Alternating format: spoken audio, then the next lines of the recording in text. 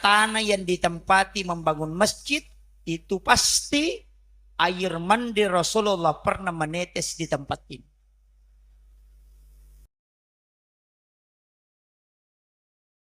Ini penting, Pak. Hanya ketika Rasulullah dimandikan, diambil air dari sumur Gors, kemudian dimandikan karena wasiat beliau, air mandi Rasulullah itu tidak jatuh ke tanah, tapi justru naik ke langit. Nanti hujan setelah Rasulullah wafat, ada yang mengatakan hujannya terjadi di hari Kamis, pertama setelah Rasulullah wafat, ada yang mengatakan bahwa hari Jumat.